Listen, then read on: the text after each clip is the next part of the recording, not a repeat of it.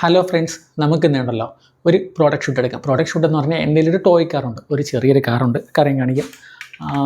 ഇതാണ് എൻ്റെ കയ്യിലുള്ളൊരു car.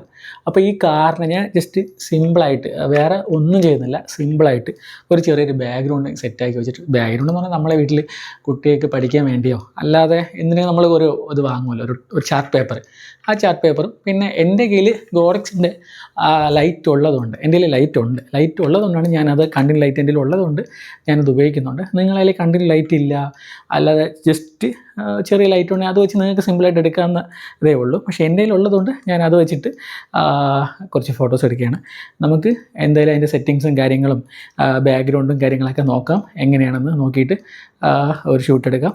Okay, അപ്പോൾ ഞാൻ ഇതിങ്ങനെയാണ് ഇത് സെറ്റാക്കി വെച്ചിട്ടുള്ളത് പറയുമ്പോൾ ടോയ് കാർ ഇവിടെയുണ്ട്. ചാർട്ട് ജസ്റ്റ് ഒന്ന് കണ്ടോ, ജസ്റ്റ് ഒരു ടേബിളിൻ്റെ മേളിൽ ജസ്റ്റ് ചാർട്ട് വെച്ചിട്ട് അതിൻ്റെ ബാക്ക്ഗ്രൗണ്ടിൽ ഒരു ചാർട്ടുണ്ട്, അതൊരു കളർ ചാർട്ട്. ബാക്ക്ഗ്രൗണ്ടിൽ ഇങ്ങനെ സെറ്റാക്കി വെച്ചിട്ടുണ്ട്. ക്യാമറ ഇവിടെ ഇരിപ്പുണ്ട്. അപ്പം ക്യാമറ അതിൻ്റെ നമ്മൾ സ്ട്രെയിറ്റ് ആംഗിളിൽ തന്നെയാണ്, അതായത് നമ്മളിങ്ങനെ നോക്കുമ്പോൾ ആംഗിളിൽ തന്നെയാണ് ഇപ്പോൾ വെച്ചിരിക്കുന്നത്. ഈ ഫോൺ വെച്ചിരിക്കുന്ന ആംഗിളിൽ തന്നെയാണ് ഞാൻ ക്യാമറയും വെച്ചിട്ടുള്ളത്. അപ്പോഴത്തേക്കും നമുക്കൊരു സ്ട്രെയിറ്റ് വ്യൂ തന്നെ കിട്ടും. പിന്നെ ക്യാമറയിലെ ലൈറ്റിങ്സ് ആൻഡ് സെറ്റിങ്സ് എന്ന് പറഞ്ഞാൽ നിങ്ങൾക്ക് ഞാൻ ഇപ്പോൾ കാണാൻ വേണ്ടിയിട്ടാണ് ബാക്ക്ഗ്രൗണ്ട് ലൈറ്റ് ഇട്ടിട്ടുള്ളത്. അപ്പോൾ ആ ലൈറ്റ് ഞാൻ ജസ്റ്റ് ഒന്ന് ഇപ്പോൾ ഓഫാക്കിയിട്ട് ഇതിൻ്റെ ലൈറ്റിൽ മാത്രമായിട്ട് നമുക്കിപ്പോൾ ഷൂട്ട് ചെയ്യാം. ഇതിൻ്റെ ലൈറ്റ് എന്താണോ അതിൽ മാത്രമായിട്ട് ഷൂട്ട് ചെയ്യാം.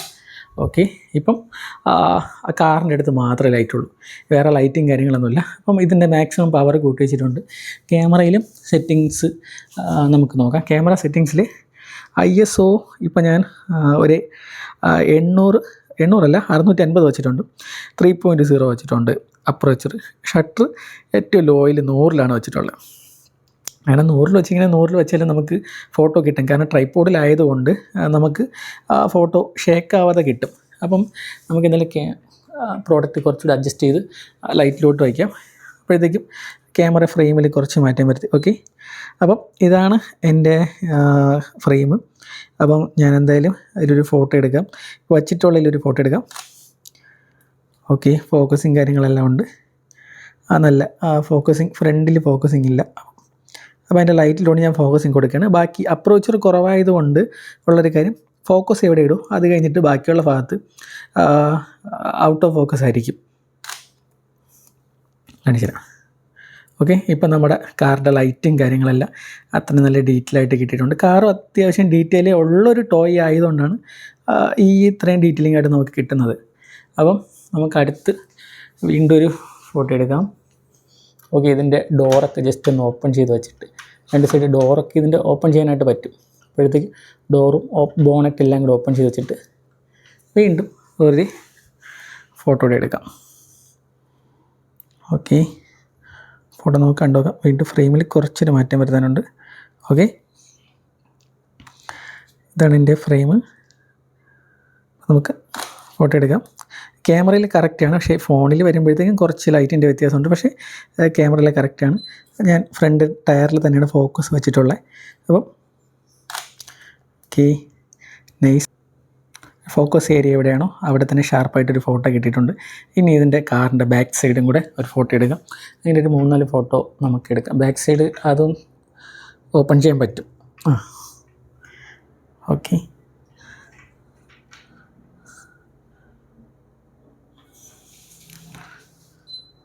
ഓപ്പൺ ചെയ്ത് തന്നെ കാറിൻ്റെ ഒരു ഫോട്ടോ എടുക്കാം.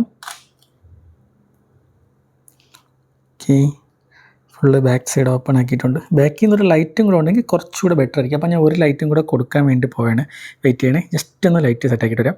ഓക്കെ, അപ്പോൾ ഞാൻ 2 ലൈറ്റാണ് അതിൽ ഉപയോഗിക്കുന്നത്. കാരണം 1 സൈഡ് ലൈറ്റ് മാത്രമേ നല്ല ഡാർക്ക് ഉണ്ടായിരുന്നു. ഡാർക്ക് ഉള്ളതുകൊണ്ട് ഞാൻ 2 ലൈറ്റ് വെച്ചിരിക്കുകയാണ്. ഇപ്പം അത്യാവശ്യം നമ്മുടെ പ്രോഡക്റ്റ് നന്നായിട്ട് കാണാനായിട്ട് പറ്റും.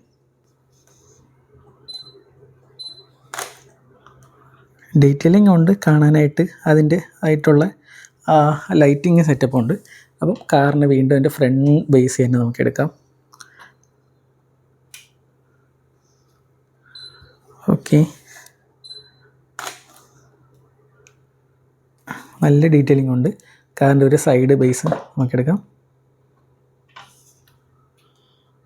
ഇപ്പോഴും ഡീറ്റെയിലിംഗ് പക്കയായിട്ടുണ്ട്. കാരണം ഫോക്കസ് എവിടെയാണോ അവിടെ നമുക്ക് ഡീറ്റെയിലിംഗ് ഉണ്ട്.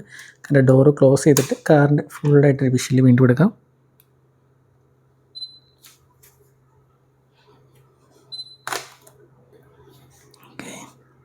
അപ്പോൾ ഫ്രണ്ട്സ്, നിങ്ങളും ഇതുപോലെ ഫോട്ടോ എടുക്കാനായിട്ട് നന്നായിട്ട് ശ്രമിക്കുക. എനിക്ക് നല്ല ഒരു വിഷ്വൽ കിട്ടിയിട്ടുണ്ട്. എൻ്റെ ക്യാമറയും കാര്യങ്ങളും ഉള്ളതുകൊണ്ട് ഫോണിലായാലും ഇതേ സെറ്റപ്പിൽ തന്നെയാണ് ഫോട്ടോ എടുക്കുന്നത്. അപ്പോൾ നിങ്ങളെന്തായാലും ഒന്ന് ഷൂട്ട് ചെയ്യുക, നന്നായിട്ടൊന്ന് പഠിക്കുക. ഇപ്പോൾ സെറ്റിങ്സും കാര്യങ്ങളൊക്കെ ഞാൻ പറഞ്ഞു തന്നല്ലോ. അപ്പം അതിൽ നോക്കിയിട്ട് നിങ്ങളെ കുറച്ചുകൂടെ ഡീറ്റെയിൽ ആയിട്ട് പഠിച്ചിട്ട് നല്ലൊരു വിഷ്വൽ എടുക്കുക. എന്തായാലും നിങ്ങളും നന്നായിട്ട് വരും, ഞാനും കൂടുതൽ പ്രാക്ടീസ് ആവും. Okay, by. അപ്പം നെക്സ്റ്റ് ഒരു വീഡിയോയിൽ കാണാം. Okay, by.